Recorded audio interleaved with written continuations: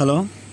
నిన్న మనం కొంతవరకు చేసాము. ఒకటి ఏమిటంటే 2002లో ఓటు హక్కు లేని వారికి చేసాము ఎస్ఐఆర్ ఎన్యుమరేషన్ ఫామ్ ఫిలప్ చేసే విధానం. ఇప్పుడు ఒకవేళ కనుక 2002లో మనకు ఓటు హక్కు ఉండి వాళ్ళ ఫామ్ని ఎలా నింపాలో ఇప్పుడు మనం చూద్దాం. ఇదే కదా special intensive revision 2026 enumeration form fill up చేసే విధానం. ఫస్ట్ ఆఫ్ ఆల్ మనకు ఒక ఎంటీ పేపర్ ఎలా ఇస్తారంటే ఇలా. ఇప్పుడు సపోజ్గా ఇది మా నాన్నగారిది. మా నాన్నకు 2002లో ఓటు హక్కు ఉంది.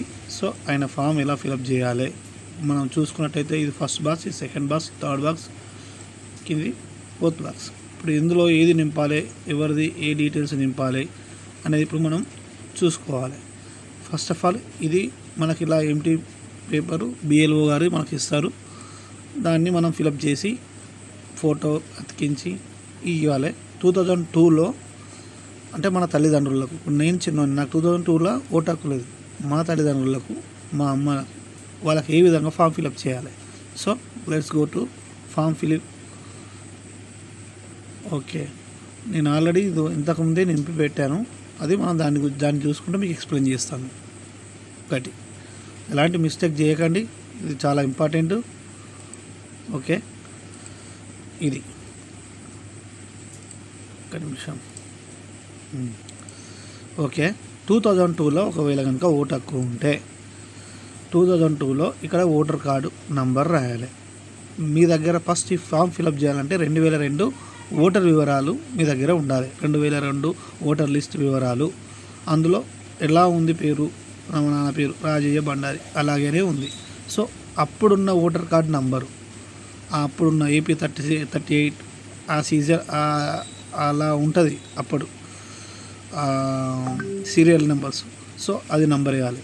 తర్వాత బంధువు అంటే రాజయ్య గారి తండ్రి పేరు, సరే పాపయ్య బండారి, ఈయన ఈ రాజయ్య ఈయన ఏమవుతుంది తండ్రి.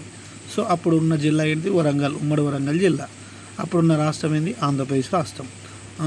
తర్వాత మనకు అప్పుడు మన శాసనసభ నియోజకవర్గం పేరు ఏం పేరు అంటే హన్మకొండ జిల్లా, హన్మకొండ శాసనసభ నియోజకవర్గం అప్పుడు మనకు.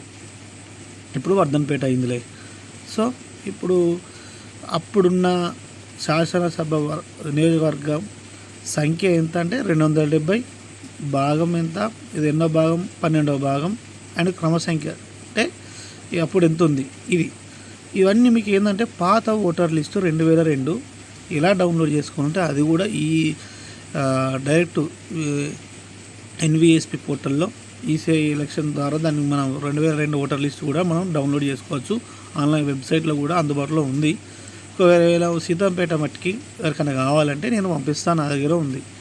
ఓకే, ఇది ఈడు వరకు 2002లో ఓటర్ లిస్ట్ ఉన్న వారి డాటా ఇది రాస్తాం. ఓకే, ఇది రాసినాక మళ్ళీ వాళ్ళే పర్సనల్ డీటెయిల్స్ ఇక్కడ ఎట్లా ఉంది ఇప్పుడు ప్రజెంట్ ఆధార్ కార్డ్ ప్రకారం డేట్ ఆఫ్ బర్త్ ఇందులో ఎంట్రీ చేయాలి. తర్వాత ఆధార్ నెంబర్ ఎంట్రీ చేయాలి కింది బాక్స్లో. మళ్ళీ వాళ్ళ ఫోన్ నెంబర్, మళ్ళీ వాళ్ళ తండ్రి పేరు సేమ్, అక్కడ తండ్రి పేరు ఇక్కడ పాపయ్య వస్తుంది. ఆయన ఇప్పుడు మా నాన్న తండ్రి అంటే ఆయన ఎప్పుడో చనిపోయి ఉంటాడు. ఆయనకు ఓటు హక్కు అది అప్పుడు 2002కి ముందే పోయింది. సో అప్పుడు ఈయన ఏంటంటే ఇక్కడ డెత్ క్యాండిడేట్ ఓటర్కి అందుబాటులో ఉంటే లేదు, ఓటర్ కార్డు లేదని రాయాలి. ఎక్స్పైర్డ్ ఎందుకు లేదంటే ఎక్స్పైర్డ్ లేదా డెత్ క్యాండిడేట్ అని చెప్పేసి రాయాలి. అట్నే వాళ్ళ అమ్మ రాజయ్య వారి అమ్మ పేరు ఏం పేరు, ఆమె కూడా చనిపోయింది. సో లేదు, ఓటర్ గుర్తింపు కార్డు అందుబాటులో లేదు, ఎక్స్పైర్డ్, డెత్ క్యాండిడేట్ డిలీటెడ్ అని చెప్పేసి రాసుకున్నా పర్లేదు. సో భాగస్వామి పేరు ఇప్పుడు నెక్స్ట్ జీవిత భాగస్వామి పేరు. అప్పుడు ఏమవుతుంది మా అమ్మ పేరు బండారు రాజయ్య వాళ్ళ వైఫ్ పేరు రాసి పక్కపంటి భార్య అని రాసి ఆమె ఇప్పుడు లేటెస్ట్ ఓటర్ లిస్ట్లో ఉన్న ఓటర్ కార్డ్ నెంబర్ ఎంటర్ చేయాలి. సో దీంతో ఫామ్ ఫిలప్ అయిపోతుంది.